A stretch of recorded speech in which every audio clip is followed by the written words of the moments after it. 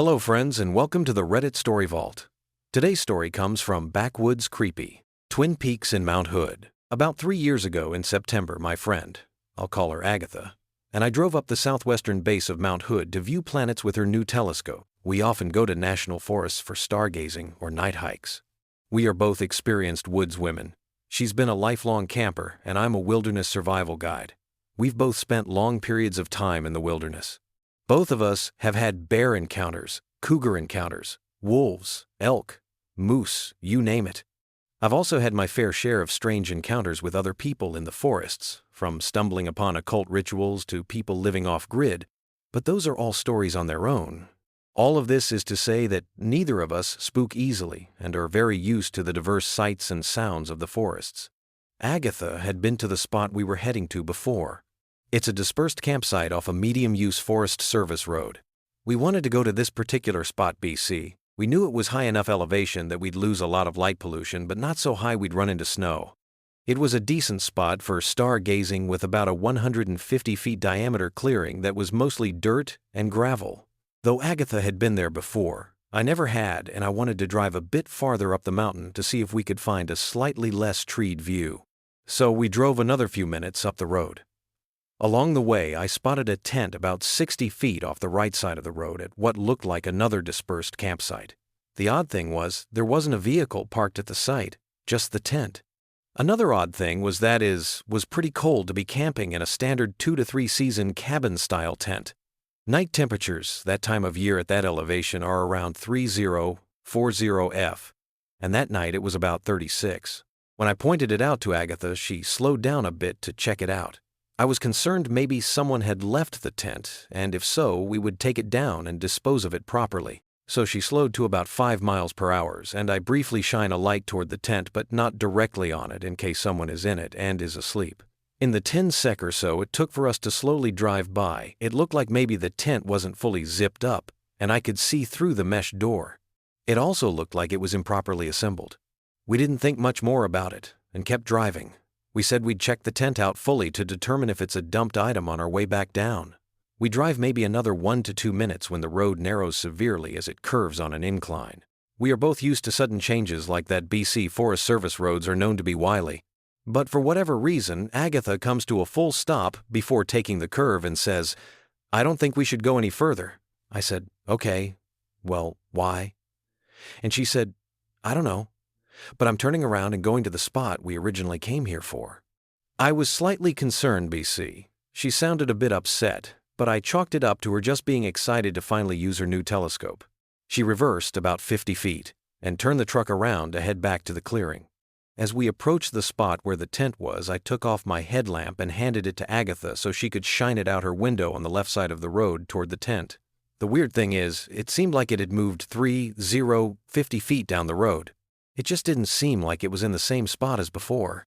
Once we see it to the left of the headlights, she came to a full stop on the road right in front of it. What was even creepier is that it now seemed to be closer to the road than it was before. But since I wasn't thinking too much about it the first time around, I just assumed it was one of those fallible eyewitness memory moments and let it go.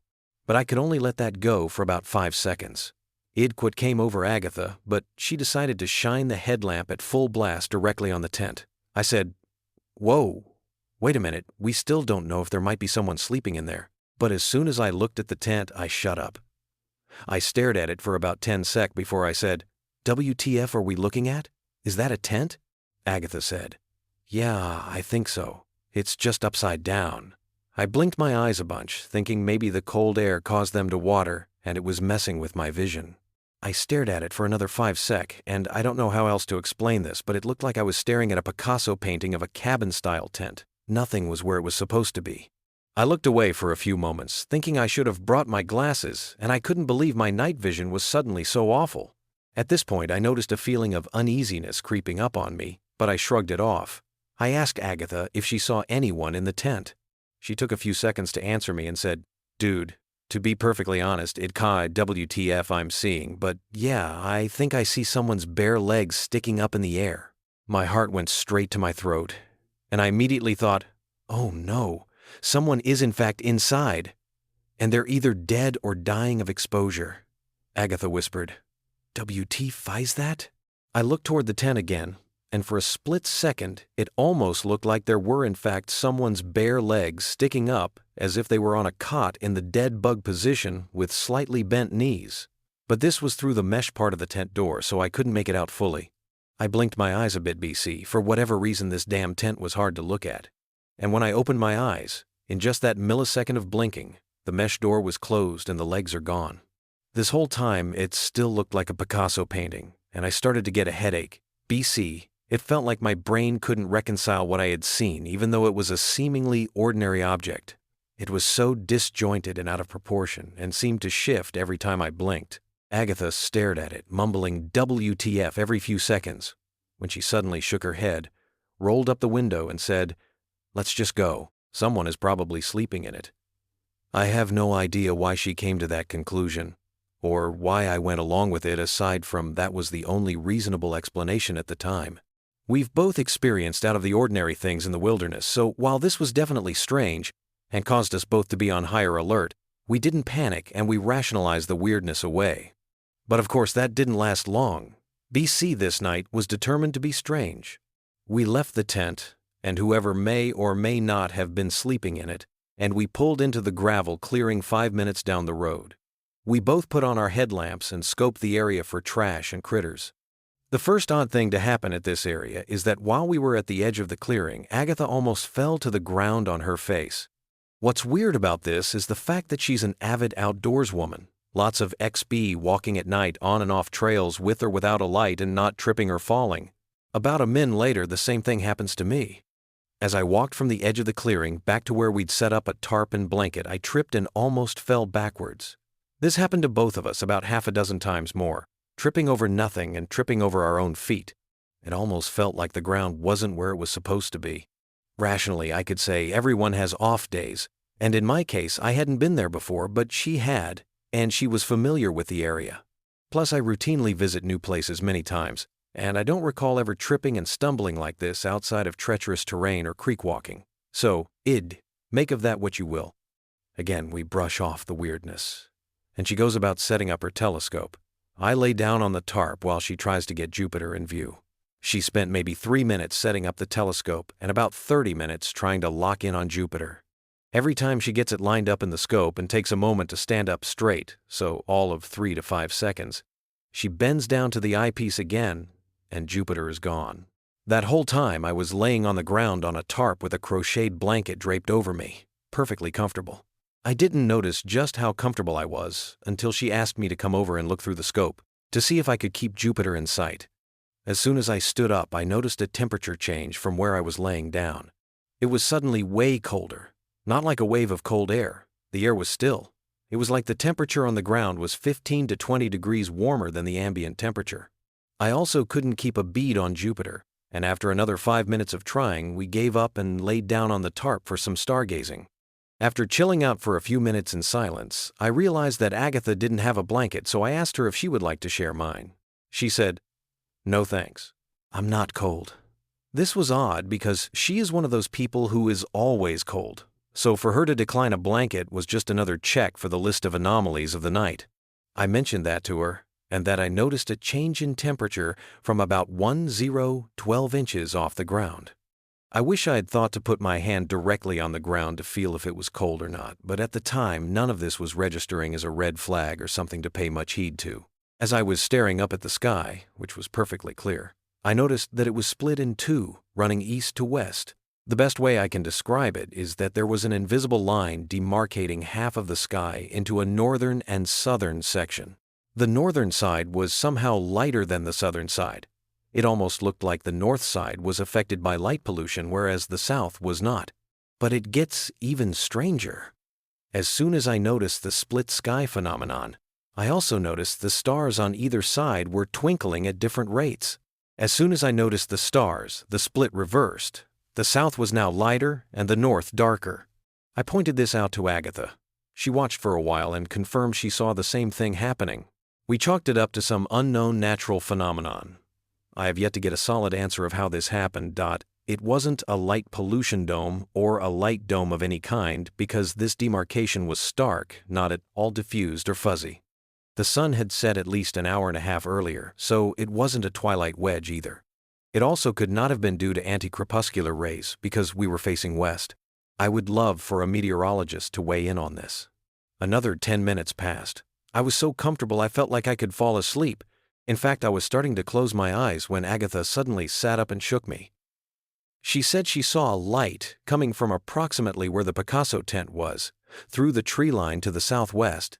I didn't bother sitting up and just turned my head to look in that direction. I asked if she thought it was a flashlight, and she said maybe. But it seemed to be too high off the ground. I said it probably was the person who was staying in that tent, and maybe they just got back from a night hike or are going to the bathroom.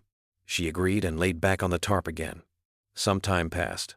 I lost track of the minutes as I was starting to doze again, but I guess it was anywhere from 20 minutes. I was perfectly comfortable, lulled into a light sleep, maybe even a mild hypnagogic state, when I suddenly sat bolt upright. Agatha was still laying down and appeared to have fallen asleep. There was no noise. Nothing discernible woke me up. I looked toward the tree line to the southwest and saw a light. For a split second, I was congratulating myself for having such sharp senses that I could tell when someone was walking with a flashlight that far away. But that faded quickly when I noticed another light. And another. I had one of those moments where my mind couldn't piece together what I was seeing and couldn't match it to anything I had seen before. There were a total of 3 lights. Or orbs. I wasn't seeing beams of light emitting from a flashlight. I was seeing orbs of light floating independently through the upper half of the tree canopy toward us. They were maintaining a triangular formation, but were rotating around one another. They had a bluish hue, kind of like a cheap LED sun lamp. I couldn't say for certain how large they were because I had no frame of reference aside from the tree line, which was about 50 feet away from where I was sitting. But the orbs were not directly at the edge of the clearing. They seemed to be much farther away. I could tell they were coming toward us as they appeared to be getting slightly larger as I stared at them. I shook Agatha and pointed toward the tree line. She turned her head in that direction and shot up to her feet. She grabbed her telescope and I stood up and wadded up the tarp and blanket.